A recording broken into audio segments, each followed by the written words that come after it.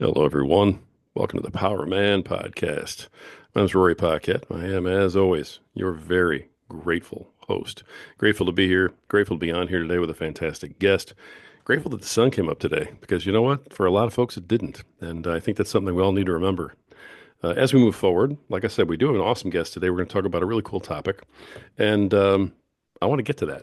So I want to really find out what this gentleman has to say. So we're going to go ahead and pay some bills and get moving today. You guys all know what time it is. So let me get a sip of my preferred beverage. Oh my goodness. There it is. Deep, dark, rich, bold, and beautiful. Just like my wife. You know what we're drinking? It's Freedom Hill Coffee, folks. At Freedom Hill Coffee on Instagram. Go check them out. They brew a mean bean. It's a mean cup of Joe. They do all the right things for all the right reasons, and they support veterans, which is why we support them as vehemently as we do. You all know how important veterans are to us here at Power of Man. Go check them out at Freedom Hill Coffee on Instagram. Tell them Power of Man sent you. You will not be sorry. Let me get one more of those going. All right, we will be drinking that throughout the show because it's that awesome. All right, we have a fantastic guest today, so please help me. Welcome to the show, the author of the book Start Poorly, pastor and goal enthusiast, Justin Grifford. Justin, how you doing today? Doing great, doing great. Excited to be here, Rory. Before we get started, though, one question I have is that the coffee that has the creatine in it that I've heard you talk about? Oh my goodness. No, this does not have creatine in it, but I appreciate you bringing that Okay, up. yeah, that piqued my curiosity, and I had to ask, and I might dabble into that at some point. It's funny you mentioned that. I got that from one of my other guests, who I was drinking my Freedom Hill coffee and he was drinking his, and he said, I'm drinking the same thing, but mine has creatine. And that started a whole different conversation. Yeah, His, yeah, uh, like his, yeah. I was like, wait a minute, what? yeah. That's a combination I've yet to wander into. So, Yeah. so we may be looking into it. Yeah. Well, good luck with it. His episode, I think, is going to come out right before yours. So that's going to work out really Awesome. well in terms of people hearing this. But Yeah, yeah, yeah, thanks for bringing that up. Um, absolutely. all right, Justin. So you're a pastor, you're a goal enthusiast, and you're an author of the book Start Poorly. Maybe start by letting us know what goal enthusiast means to you. Sure. So it basically, to me, it means someone who discovered goals at some point in their life and really reaped the fruit of what goal setting can do. And so my story in this world starts with me becoming a father. I realized once I became a dad how much free time I used to have.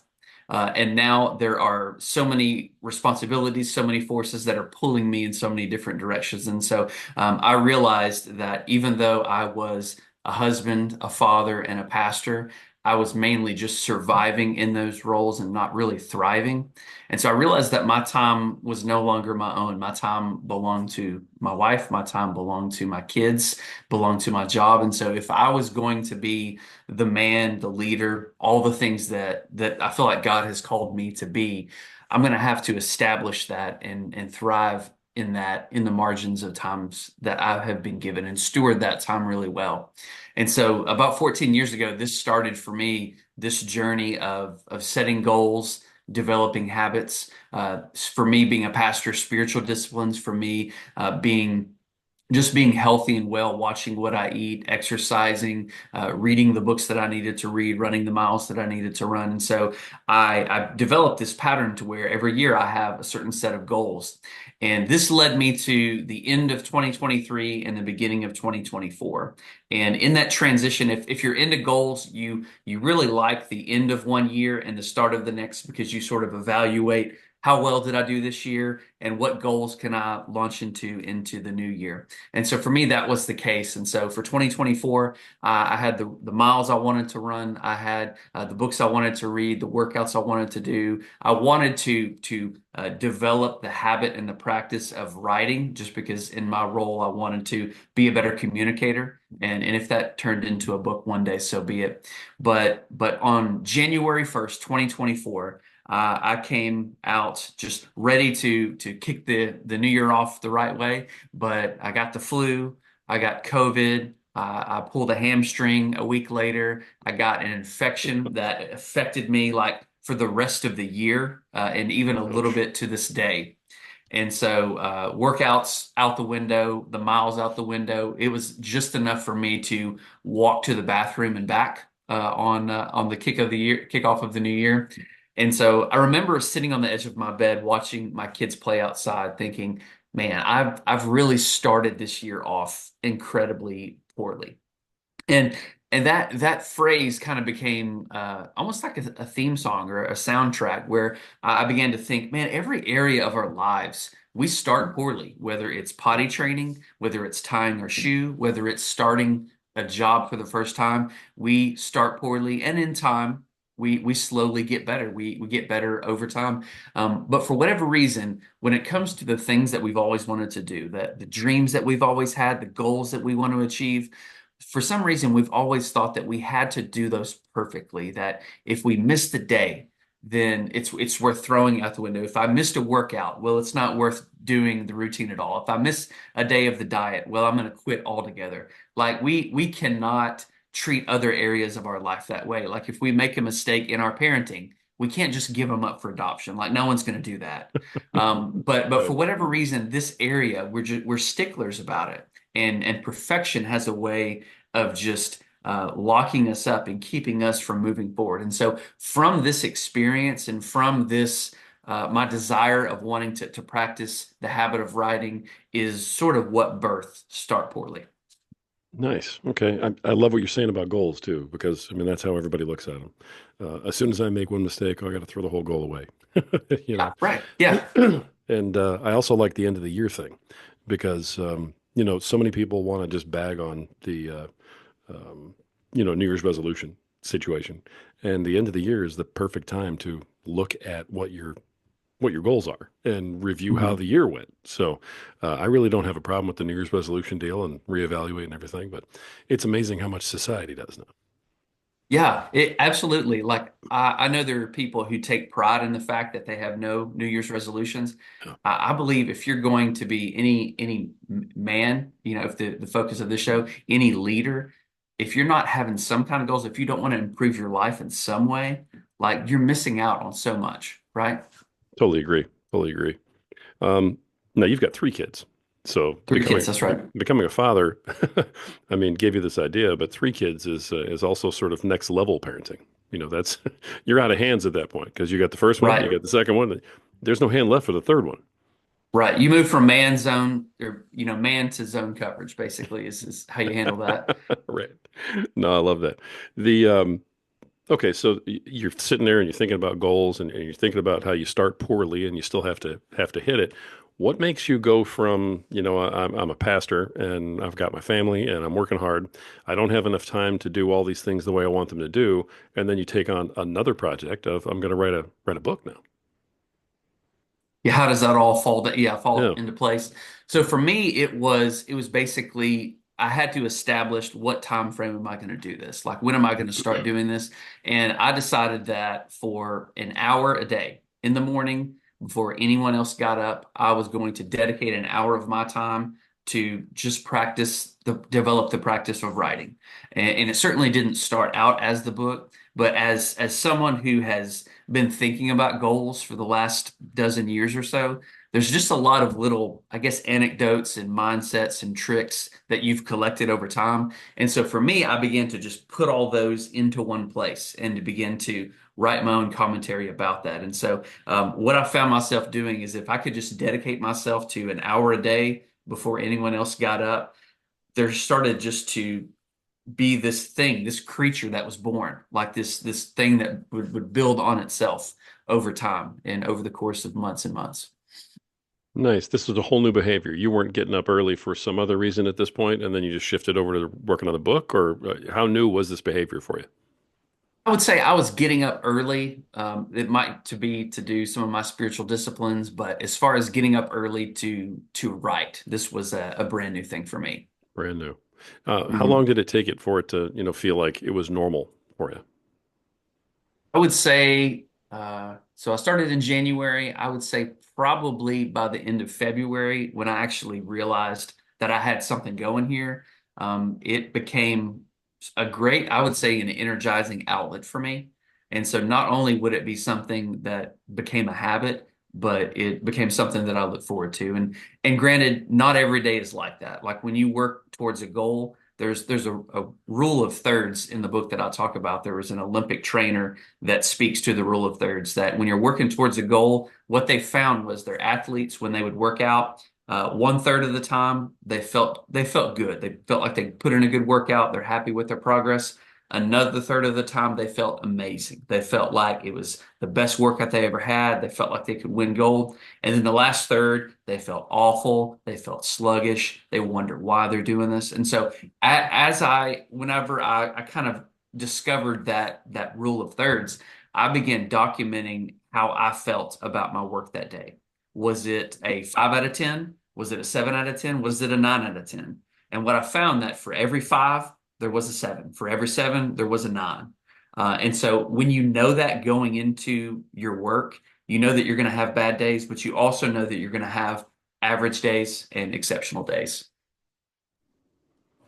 Nice. The rule of thirds. I think I've heard that before somewhere or something similar to it. The rule of thirds like that. Yep, So the idea behind it in short then is that it's normal to have the down days. It's 100%. all Yep, part of the and everybody wants to beat themselves up over that and say, "Oh, right, it's not working. I got to start over." So on. right. I know that one of the things that you point out is that the book itself is an antidote, and this is a quote: "Antidote to uh, get over fear and perfectionism." Mhm. Okay, so I know we've talked a little bit about that, but go a little bit more into the whole perfectionism thing and the fear thing too, because when you're talking about goals, there's several different kinds of fear that you have to deal with when you're doing that. Absolutely. I think perfectionism is a type of fear. I talk about this in the book. I describe what I call the fear court. Do you remember the food courts of the old indoor malls? I think a lot of American culture is moving away from the indoor mall, but it's the only place on the planet where you can have a Sbarro's pizza, a Chick-fil-A, and five different Chinese food vendors all there within 200 feet of each other, Right. which I'm all for. I love it. But when it comes to fear, there are different types of fears that you encounter as you're working towards a goal. And some of that fear is perfectionism.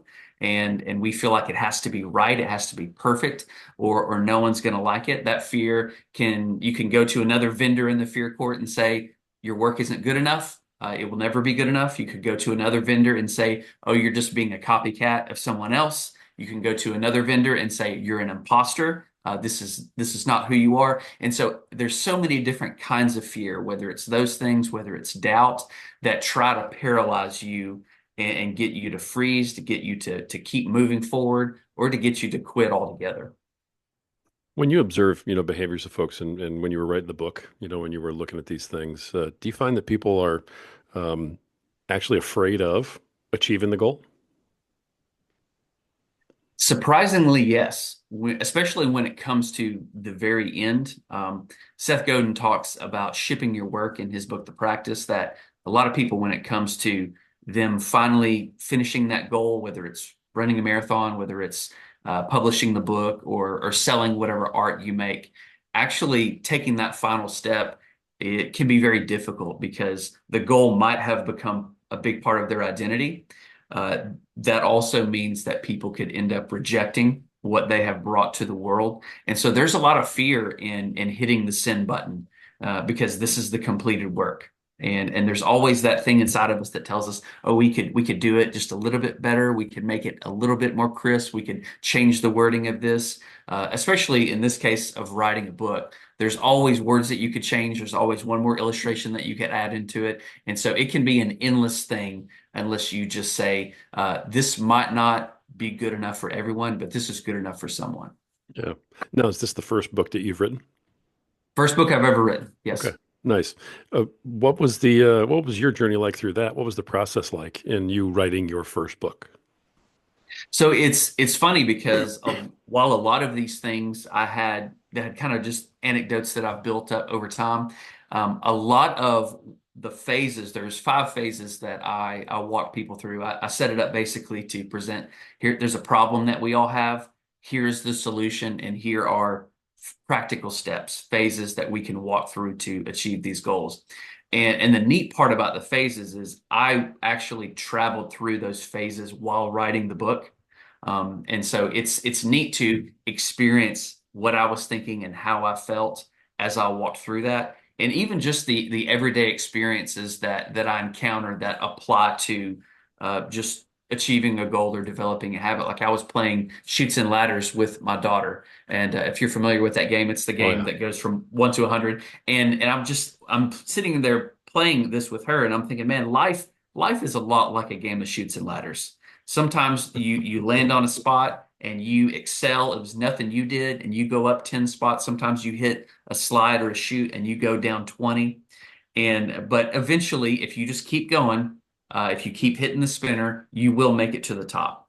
And life is a lot like that. And so is setting a goal. So is following a dream. So is developing a habit. Is that you're going to have a lot of great moments in that goal journey where you feel like you're on cloud nine, that you feel like you skip steps, that you achieved so much. But then there are days that you have big setbacks. But I found in all the games that I've ever played with my kids of Shoots and Ladders, as long as I kept hitting the spinner, I would reach the top, no matter what. I was never caught in this endless cycle where I would go ladder shoot, ladder shoot. I finally would reach the top as long as I hit the spinner.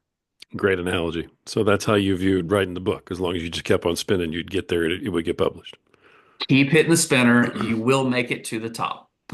Nice. I like it. Now you briefly touched on the five phases of each goal. Tell us about that. So in the book, I lay out basically five phases. There's a pro, there's a con to each phase. There's also some box jumps to overcome. I use the term box jump because in high school we had to do box jumps whenever we were in football, and I absolutely hated box jumps, but you couldn't finish your workout until you did the box jump. So you can get stuck in these phases if you choose not to jump over the box. And so just to kind of walk through some of them. The first phase is the dream phase. The dream phase is the pros to the dream phase is you can think about what you've always wanted to do. This is whenever you were in fifth grade and you wanted to be a professional baseball player, you wanted to be an astronaut. The sky's the limit. You could be as successful and wealthy and famous as you want to be. It's the big dream, right? And so it's great, but the con is that many people live in the dream phase their entire life and they never escape it. They never do anything about it. And so the way that you get out of that is basically taking action, right? Finding the time, setting aside 15 minutes to say, okay, let me write down everything that I can about this goal that I have. Let me write down, okay, if I wanted to learn to play guitar, what songs would I learn? What color would my guitar be? Am I going to take lessons? Am I going to learn from YouTube? Just finding some kind of foothold, a foothold of time where you can move into the plan phase. Okay. And so with the plan phase is all right, you're actually starting to put some where the rubber meets the road, and you're setting aside time, okay, and answering questions like when am I going to start this? How much time per day am I going to spend? How often? What's the frequency that I'm going to do that? And so the pro to the plan phase is you're actually putting that together. The con of the plan phase is back to this perfectionism. It's the perfect plan. The perfect plan can be what keeps you from moving on to what we'll call the start phase. And the start phase is just that. You're finally getting to launch into your goal. You're finally getting to see if you have what it takes to actually pursue this. And so that can be a pro, but that can also be a con because you might find out very quickly that you don't have what it takes, that you may not have the time to do what you want to do. And so moving from the start phase, the next phase is the grind phase.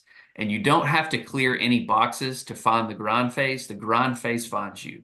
The grind phase is when the excitement and the energy of the start has worn off. The grind phase is when you hit that wall, when you hit those creative walls, when it's harder to get up in the mornings. That cup of coffee in the morning isn't doing it for you anymore. Just there's all the things and all the tricks that you had learned just don't seem to do it. And so this is where hitting the spinner is really important. That as long as you can keep moving, as long as you can keep stumbling forward, you will reach the top. As long as you can keep hitting that spinner, then you'll get there. And so the last phase is the finish phase, and we've already talked a little bit about this. The pro to that phase is that you're done. You can finally hit send. You can tie a bow around it. The marathon has been run.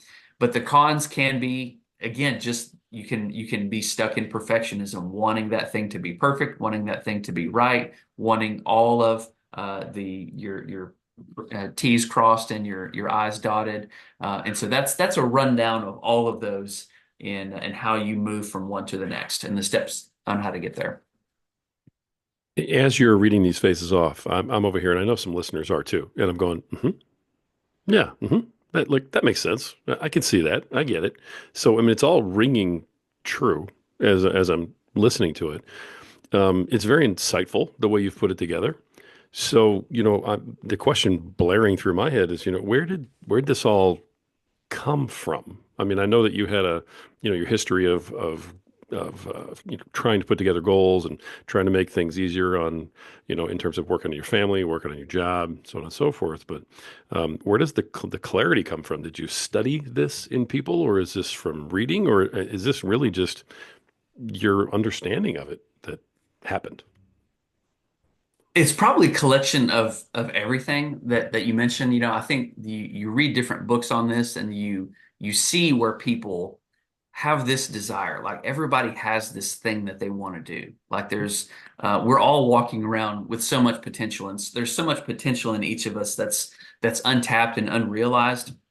And we look around and we see people doing the thing that they've always wanted to do. Maybe we don't want to write a book like they are. Maybe we don't want to train for a triathlon or do CrossFit or start a blog like them, but they are getting to do the thing they have always wanted to do. And I think we can all relate to that because we all have something that's our own thing that we wanted to do. And so you look at what's the difference in the people that start that and the people that never do.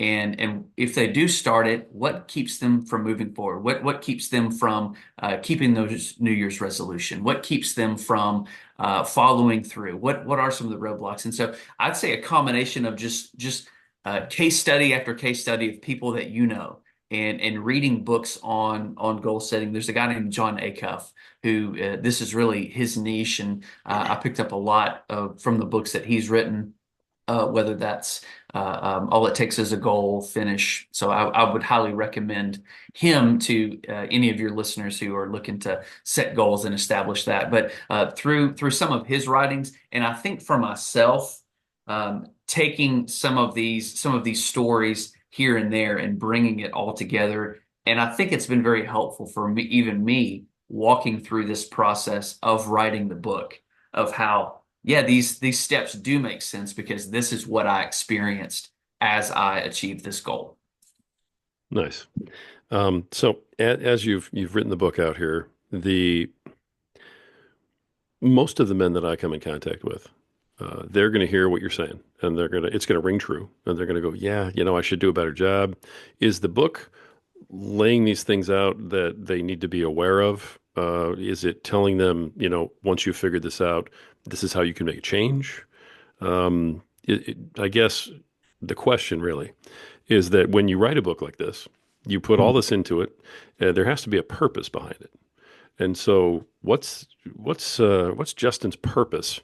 What do you hope to achieve for the reader when they read the book? I would say I would say going back to what I mentioned earlier about us all having this untapped potential in us, that we all have that thing. And that's one of the things I think that unites us, right? That we all bleed red.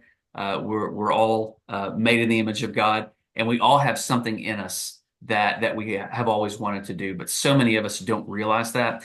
And so I think what I hope the book does is reshape and create a mindset, because I think a lot of us have this mindset, we would never say this, but that God has created some people really talented, and then there's the rest of us.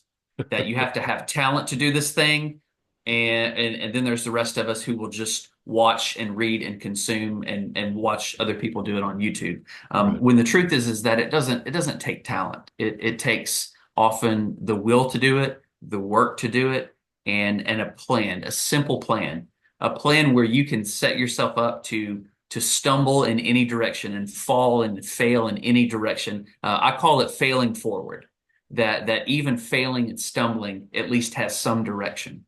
And so my goal in the book is to say you can do it. If you can try, if you can put down just some kind of plan, then you can achieve what you want to achieve within reason, of course. I mean, if you're 5'8" and want to play in the NBA, like it's not impossible, but it's unlikely, right? And I even talk about this in the book is that you have to be real with yourself. You have to be honest Right. with yourself about what you want to achieve. Wonderful. Wonderful. If you don't mind me asking, you're a pastor, of course. What role does or did faith play in the book coming out, and what role does faith play in, the person who's listening to this and who reads the book in achieving their goals?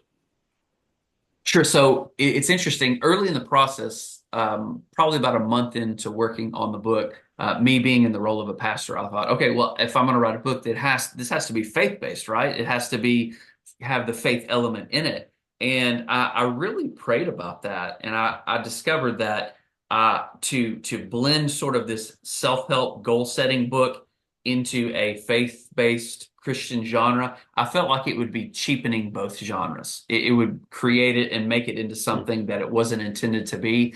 And the fruit of that has actually been a canvas, basically a template that people have taken this book and used it in many areas of their lives. I've spoken to coaches that have told me, hey, this is the best sports psychology book that I've read that wasn't meant to be a sports psychology book.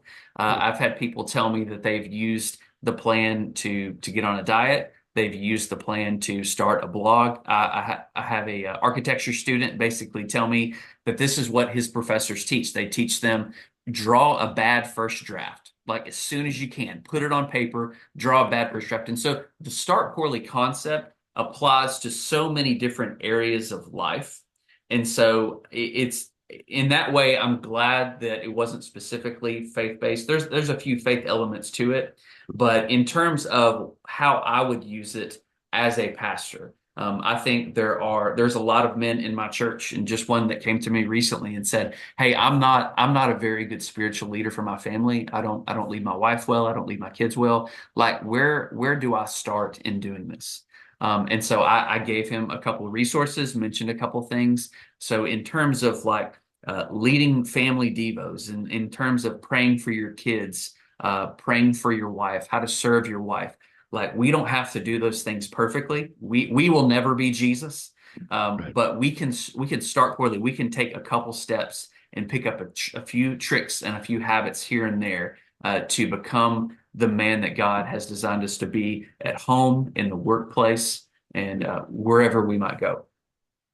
I love that. I mean, start poorly is really good advice for just about any field that you're in. I coach podcasters, and that's how I coach podcasters: is don't worry about being perfect, just start. Yeah, Your first yeah. episode is going to be terrible. Mhm. Your So, your microphone probably isn't going to be great. Your video qualities probably isn't going to be great. right. So yeah. Exactly. So I mean, I love it just in terms of, in general, what it's about. So, no, I know you've got your website listed here. Do you have a course on this also, or have you just scratched the surface with writing the book?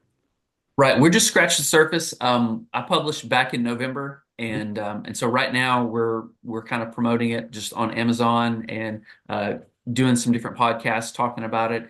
I think within about a year, some kind of course would be neat. I've thought about that, but I need to do more research on that myself. It's funny because I hesitate kind of starting new things. I fail to take my own advice when it comes to getting into things like YouTube or sending out a newsletter. I just need to start. I just need to start poorly, and so I'll get there one day. Gotcha. Now, is the book, is it an ebook or is it available in hardcover, and is it an audiobook? Sure, it's ebook. It is paperback, and you can find it on Audible. And if you want me to read it to you, I can, because it's my voice. But you can find it on Amazon. It's available at Books A Million, Barnes and Noble, pretty much wherever books are sold. That's awesome. You did your own voice on that.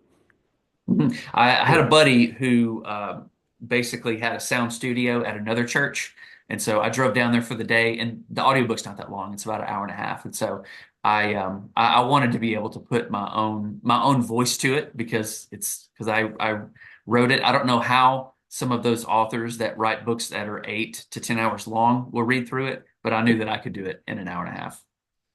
I'm not sure people want to even sit and hear an 8 to 10 hour book anymore. I think, Amen. Amen. yeah, And that was another goal that I had with the book is that some of the goal setting books I've read are really bloated. I mean, they're good and they've sold millions of copies, and so I'm not gonna dog on that. But I wanted to do something that was different and try to create something that was very approachable.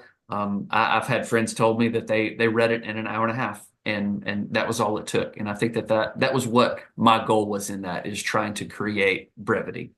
nice, nice. All right. Um, well, I mean, you've called this the science of confidence. We've talked about where this came from. The as you put goal setting into your life, and as you have evolved through it, what is your other than start poorly? Because everybody can use that advice for sure, but other Yeah. than start poorly, what's your advice for guys who hear this and they go, okay, you know what? I'm going to start poorly. I'm just going to start, but something's holding me back. I don't know what it is. I'm afraid of something. There's a roadblock here. Is there any coaching or anything you can give somebody to kind of get past that, taking that first step and accepting that they're going to start poorly and it isn't going to be perfect? Yeah, that's a great question. The your audience and what you hope to reach out to and empowering men is so vital and so important in the culture that we're in. Nice. And I think one of the things that men need that don't often have is just strong male community and brothers and mentors who can speak into their lives. And so I think it's really important for men to have other men who they see somebody and they say, I want to be, they're 10 years ahead of them. I want what that man has. I want to be the husband that he is. I want to be the father that he is. And so I think when you can have relationships like that and you can have peer relationships, and I think to answer your question is to that guy, I would say talk to your friends. Like if you have men in your life that you trust, like talk to them and ask them to be honest with you. Like, what are some of the hangups in their life? What are some of the maybe some of the ways that they're lazy? Maybe there's some bad habits that they have. Maybe there's some vices that they have or some substances that are present. Whether that's alcohol, whether that's porn, that there's just some things going on in their lives that are just really robbing them of their potential, robbing them of their joy, and leading them into a shallow life. I feel like much of our culture goes out of its way to prolong the adolescence of men today, and so they market to that. And so I think that if you can find friends that can speak into your life, finding a good church, being part of a group that of men that can speak into your life in those ways, I think is a really great step to do that. Love that. I love that answer. Thank you for sharing that too. Let me ask you one more here. These aren't prepared questions, so I applaud you Sure. for taking whatever I'm throwing at you because you're handling it like a champ. Um, Thanks. Thank you. the As I'm sitting here, I'm thinking I just did another episode on the plight of young men, and things like that, and yeah, I just put it out actually today. And as I'm sitting here, I'm thinking about this, and I always look at, when someone comes on the show and they have a book or they have a course, I look at it in terms of our listeners, which are a lot of dads. There are a lot of, Gen X type guys. But Mhm. what I have seen, especially with this sort of start poorly thing, is the Gen Z guys, the younger guys, maybe the 18 to 24-year-old guys that are out there. Some of them are getting paralyzed by this perfection thing and the comparison game. And, what happens when I don't look as good as I could on social media because I try something and it falls. Do you have any advice for the younger guys that are out there doing it? And what should dads be giving to their kids as advice in this area, besides buying the book? Yeah, yeah, of course, right. Right. So I think about my son, and we live in such an instant culture where we want everything instantaneously. We have microwaves for that. We have we go to the doctor instead of actually changing our diet or doing something drastically in our lives. We expect them to just give us a pill to make it go away. But I also think of just like video games as well. Like my son can sit down and play Madden, and he can be the best quarterback in the country in a matter of seconds. All he's got to do is pick the right team, right? And that's true of whatever game you play. And so I think so much of that we're so used to our young men in particular are so used to having success early, kind of simulated success at an early time when they're not challenged like they used to be. They're not they don't have to work hard. Like there's so much to be said about hard work that can be introduced. Oh, yeah. But I think you're right. I think social media does play a big role in that. Is that we see everyone's highlights and not their lowlights. We see everyone's biggest victories and achievements and not the struggle behind it. And so I think that's one area where men can understand that and grow. Um, but yeah, I think being a part of I heard a pastor say one time is that men are like trucks. They handle better when they carry heavy loads. Heavy loads. And so it's like wherever they can start carrying heavy loads sooner and taking more responsibility sooner. So I would encourage dads to find ways to do that. I'm currently trying to find ways to help my son in those areas. He's 10, so he's kind of right on the cusp of some of that, Right. where okay, he's still 10, but I do want to start getting him to try hard things because they're hard and getting him to try to struggle through some of those things and tough it out because his life is going to be full of that if he doesn't learn how to endure now. Nice. Very nice. Well, I tell you what, the book is Start Poorly. It's available on all the platforms, right? Amazon and the whole Right. bit. Okay. Right. It's also available on your website. Is there anything else on the website of note that you want to let people know about, or is it pretty much set up to be able to find the book? Sure, you can go to the website and you could subscribe to my newsletter, which will come out soon. And then also, if you have any questions or inquiries for me, or I would love to hear anyone's start poorly story. I encourage people at the end of the book, if you have a start poorly story, please share that with me on the website. I would love to hear that story and tell that story with your permission. Beautiful. Beautiful. Justin, is there anything that we didn't touch on today, or any one last nugget you want to leave with everybody? The floor is yours for the last moment before we sign off here. That's all I've got. You've hit everything, Roy. Thanks so much for having me on the show. It's been a treat. Thank you. Really enjoyed having you on here. Folks, Start Poorly by goal enthusiast, pastor, and author Justin Grifford. The reason that we have powerful men like this on this program, everybody, the reason that we talk about things like books like this, like Start Poorly, they're tools for you. They're things to help you. They're things that are going to help you succeed at what you're trying to succeed at. And the reason that we do all this is because if people like us can achieve our goals, if we can overcome our obstacles, so can you. You just Mhm. have to believe it at some point. Gentlemen, you just have to believe it. Until next time.